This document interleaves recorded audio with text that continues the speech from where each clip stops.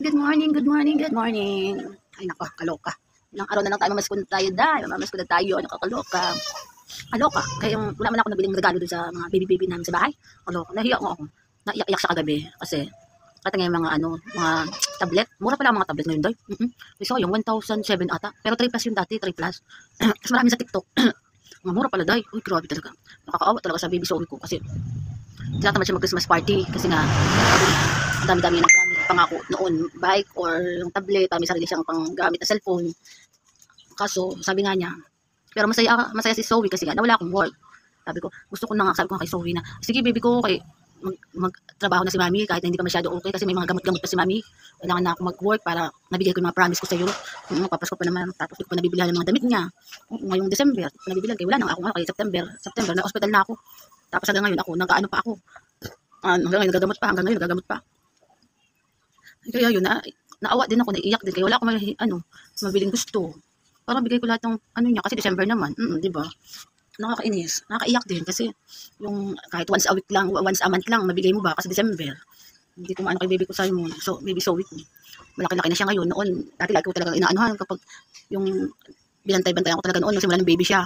So, lalo na 8 months pa lang siya, nilagaan namin kasi napagkaliit kasi 8 months old pa lang siya. Pasalamat nga at nakaligtas siya na inano namin dyan sa ospital. Buti nga, makaano siya kay mami niya sa akin, kaya gusto lagi akong kasama. Tapos, pag may sakit siya, hindi ako nagtatrabaho ako noon kasi dati, lagi akong magbabantay sa kanya. Kaya ngayong December, kita siya, kaya naalala ko, kaya nag-iiyak siya sa tabi ko kay, sabi niya, mami, mura pa lang ngayon ang mga tablet, kaso hindi ka nabili kasi ikaw may sakit ka. Sabi ko, paano yan? Gusto mo mag-work na ako para maregaluhan ka na ng gift si mami kasi Pasko na. Sabi niya, kahit wag na mami, wag na ako pero iyak-iyak siya kasi nga may ginainggit ba na inggit. Pero maganda yung yung heart niya kasi kahit paano na niya kumbaga nantay-antay na lang muna madamdamin niya kaya nakikita yung mga bago ngayon kay December. 6 years old pa lang si Ate Zoe ko. Nag-grade 1 siya. Siyempre nakita niya mga kaklase niya nakabili ng mga pangregalo. Siya hindi. Pero okay lang sa kanya kasi gusto niya lang niya kasama niya si mami niya. Gusto niya kasama niya ako para kasama niya ako lagi matulog. No, dati kasi busy ako sa work, hindi ako nakakasama. Lagi ako napasok, masipag ako nun. Ngayon na iiyak ako sa kanya kasi siyempre December, hindi ko mabilihan ng mga promise ko. Nakakaawa ba day? Kahit nakikita ko siya na naalala niya nakita niya yung mga bata na nagbilihan ng tablet kasi mura. Kasi 3 plus yung 3839. Tapos nagpaano ng mga 1 plus lang. Tinitingnan lang yung Zoe kagabi kaya nagbibideo kami. Tapos sabi niya, mami, yaan mo na, wag ka na mag-work kasi may sakit ka pa. Nakakatuwa naman yung baby ko. Sayang sana kung nagka-work ka na lang Kahit mga pang bili-bili ng merienda, naanahan ko siya ng gusto ko talagang gumaling. Para gusto ko magkatrabaho. Hindi man ako puro cellphone kayo. Hindi man ako malodo. Kaya minsan nakikipag-load ako sa kapatid ko. Para kapag ganto, video, may magawa. May mga gawang problema or mabidyo ako ng problema ko. Gusto ko lang makausap, Sana may dumating na regalo para mabigay ko yung promise ko sa kanya ngayong December, matapos man ang taon na to, makabigay naman ako sa kanya ng regalo ko. So, gusto ko saan makabili. Kaso ang problema, hindi ko alam kung paano makabili. Kaya hindi ko alam kung saan yan. Oo, dahil.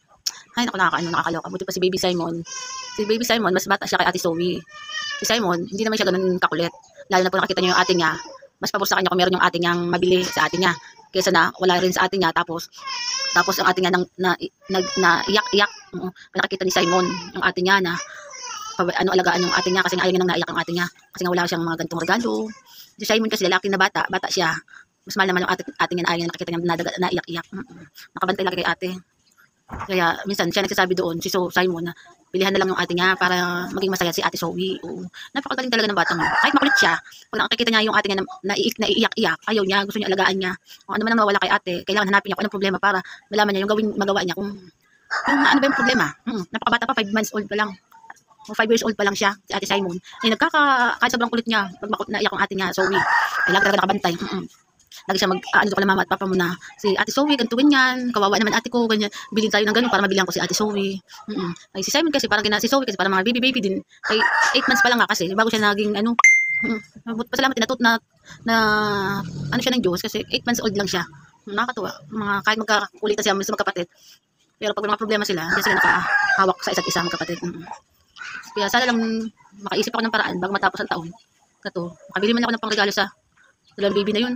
Mabili ko man lang ng regalo ko. Ano mabili kong gift. For the first time, wala akong mabiling regalo kasi nga may sakit ako hanggang ngayon. Kung sila mabilihan.